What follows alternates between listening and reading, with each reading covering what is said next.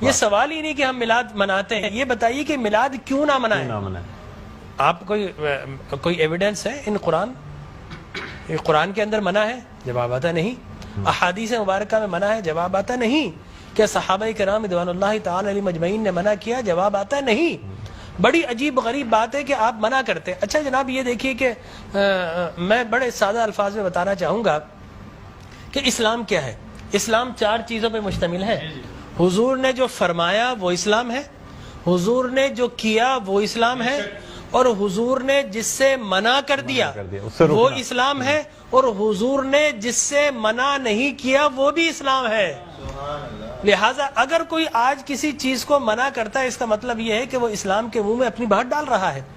اب نہ اللہ سے بھول ہوئی نہ رسول سے بھول ہوئی، قیامت تک کی ساری ناجائز چیزوں کو قرآن مجید اور احادیث نبویہ میں بڑے بڑے بورڈ لگا دیے گئے کہ these are the prohibited thing, یہ حرام ہے، یہ حرام ہے، یہ حرام ہے، بڑے بڑے بورڈ لگا دیجیے۔ اور دیکھیں طریقہ اور اصول بھی یہی ہے کہ ہر جائز چیز کا نہیں بتایا جاتا۔ مثال کے طور پر اگر آپ کو کہیں جانا ہے تو آپ نے کبھی زندگی میں بورڈ نہیں دیکھا ہوگا کہ الاؤ ہے ادھر آ جائیے، نہیں، یہ کہیں نہیں لکھا ہوگا۔ ناٹ الاؤڈ ہوگا وہاں ضرور لکھا، جہاں ناٹ الاؤڈ ہوگا، پروہیبٹڈ ایریا ہوگا، وہاں پر بورڈ لگا ہوگا کہ یہاں داخلہ منع ہے۔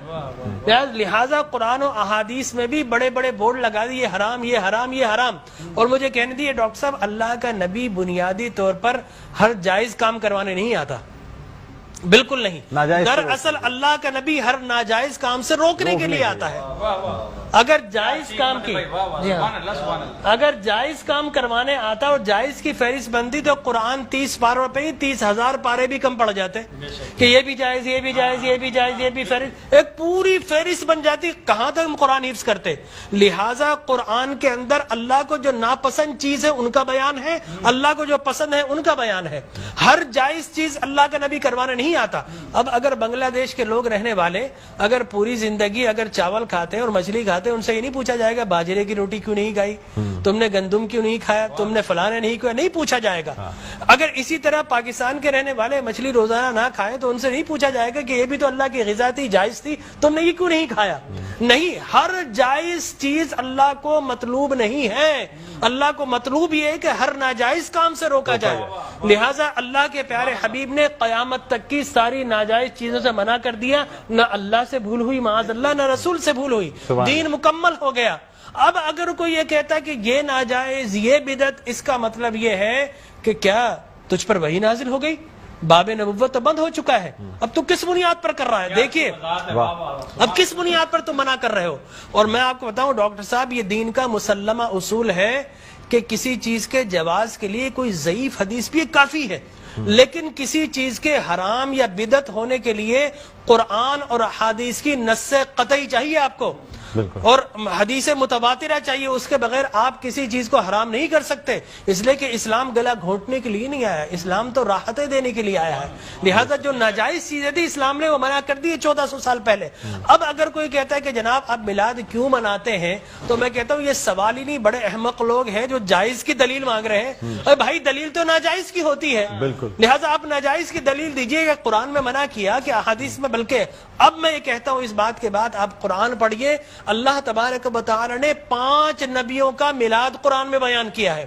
حضرت آدم علیہ الصلوۃ والتسلیم کے میلاد نامے قرآن کے 5 رکوع پر متفرق، پہلا واقعہ ہی میلاد نامہ آدم ہے، فرشتوں کو جمع کیا، میں آدم کو پیدا کرنے والا ہوں، کیا کریں؟ سیلیبریشن کرو۔ آدم کی ولادت کا موقع، نفخت فیہ من روحی فقعوا لہ ساجدین، جیسے ہی میں یہ آنکھ کھول دے، یہ پیدائش ہو جائے، ولادت ہو جائے، تو تمہیں کیا کرنا ہے؟ اس کو سجدہ کرنا ہے۔ اللہ تبارک و تعالیٰ فرماتا ہے کل مجمعون الا ابلیس، سارے فرشتوں نے سیلیبریٹ کیا، آدم کو سجدہ کیا سوائے ابلیس کے۔ تو معلوم یہ ہوا کہ جس نے میلاد منایا اللہ نے اسے نورانی قرار دے دیا، اور جس نے انکار کیا اللہ نے اسے شیطانی قرار دے دیا۔ سبحان اللہ سبحان اللہ۔ لہٰذا اسی طرح میں 2 منٹ بس، اسی طریقے سے سورہ قصص میں حضرت موسیٰ علیہ الصلوۃ والتسلیم کی میلاد نامہ اللہ نے 28 ابتدائی آیات میں بیان کیا. اور حضرت یحییٰ علیہ الصلوۃ والتسلیم کا میلاد نامہ سورہ مریم میں کیا سلام علیہ یوم ولدا، سلام ہو یحییٰ پر کس دن؟ جس دن وہ پیدا ہوئے. لہذا نبی پیدا ہو رہا تو اللہ سلام بھیج رہا ہے. اور پھر حضرت عیسیٰ فرماتے والسلام علیک یوم ولدت و یوم اموت و یوم ابعث حیا، سلام ہو مجھ پر جس دن میں پیدا ہوا.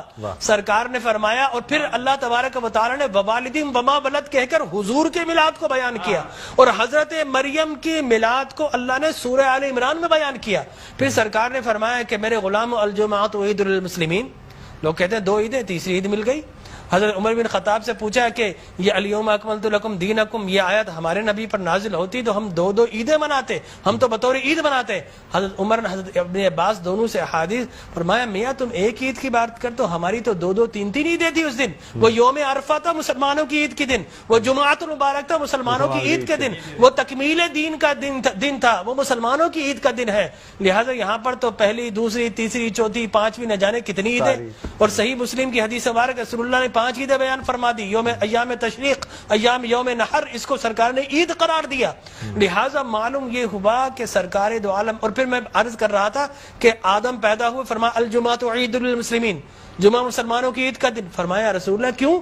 فرمایا فیہ خلق آدم، اس لیے کہ اس دن تمہارے باپ آدم پیدا ہوئے. معلوم آدم پیدا ہو تو عید کا دن، اور جس دن فخر بنی آدم پیدا ہو ہزاروں عیدوں کا عید. یہ عید بھی ہے اور یقینی طور پر جشن بھی ہے. دیکھیے حضرت عیسیٰ ابن مریم علیہ الصلوۃ والتسلیم پیدا ہوتے نا، اللہ تبارک و تعالی حضرت مریم کے پاس پینے کے لیے کچھ نہیں تھا. اللہ فرماتا وَحُزِّ إِلَيْكِ بِجِذْعِ النَّخْلَةِ تُسَاقِطْ عَلَيْكِ رُطَبًا جَنِيًّا، اے مریم گھبرا مت، اللہ کے میرا نبی آنے والا ہے، اس کی ولادت ہونے والی ہے. یہ سوکھا ہوا درخت ہے، اس کو ہاتھ تو لگا. حضرت مریم جیسے ہی ہاتھ لگاتی ہیں اللہ تبارک و تعالی میلاد عیسیٰ کی خوشی میں اس کو ہرا بھرا کر دیتا ہے، وہ پانی جاری و ساری کر دیتا ہے. تو اللہ تبرک بھی دیتا ہے، اللہ تبارک و تعالی اسے سیلیبریٹ بھی کرتا ہے. تو یقینی طور پر میلاد النبی صلی اللہ علیہ وسلم کے اگر جواز کی آپ بات کریں گے صبح ہو جائے گی. میں قرآن سے بھی بیان کرتا رہوں گا، میں احادیث نبویہ سے بھی بیان کرتا رہوں، لیکن ناجائز کی ایک دلیل اگر کوئی ہمیں دینا چاہے تو ہم موجود ہیں میٹرو ٹی وی پر، کوئی ایک دلیل ہمیں دے دے. لوگ کہتے ہیں بدعت یہ بدعت. او بھائی بدعت ہر نیا کام بدعت نہیں ہوتا، ہر نیا عقیدہ بدعت ہوتا ہے. لہذا وہ سمجھے ہی نہیں، ہر نیا کام بدعت نہیں ہے. میں آپ کو ثابت کر دوں ہر نیا عقیدہ بدعت ہے. لیکن آپ شیطان نے جب بلیف جو جس چیز پہ انسان کا ہے وہ قائم ہے، وہ قائم ہے. ہر نیا کام، اگر ہر نیا کام بدعت ہوتا، خوشی منانا، عید منانا، اس میں تو کوئی ایسی بات انوویشن ہے اسلام کے اندر. آپ یہ دیکھیں نا حضور اکرم صلی اللہ علیہ وسلم کی وفات شریف کے بعد قرآن مجید جمع کیا، بدعت. پھر اس کے بعد تراویح بدعت. وہ بخاری کے ہذہ نعمت البدع، حضرت عمر بن خطاب کے الفاظ ہے کتنی پیاری بدعت ہے کہ میں نے تراویح شروع فرما دی. تو مقصد وہ کہ بدعت اچھی بھی ہوتی ہے. صحابہ کرام بدعت حسنہ بھی ہے، بدعت مذمومہ بھی ہے. اور مذمومہ بدعت کیا؟ اچھی چیز کو مٹا دینا. اور بدعت حسنہ کیا ہے؟ کسی اچھی کام کا جاری کرنا. فرمایا من سن سنتا حسنتا فلہ اجرھا واجر من عمل بها الی یوم القیامہ، جو کسی اچھی سنت، اچھے کام کو جاری کرتا ہے اس کے بعد قیامت تک اگر لوگ اس کام کو جاری رکھے تو اس بگنر کو اللہ تبارک و تعالی اجر و ثواب عطا فرماتا ہے. سبحان اللہ. ہماری ٹرانسلیشن کا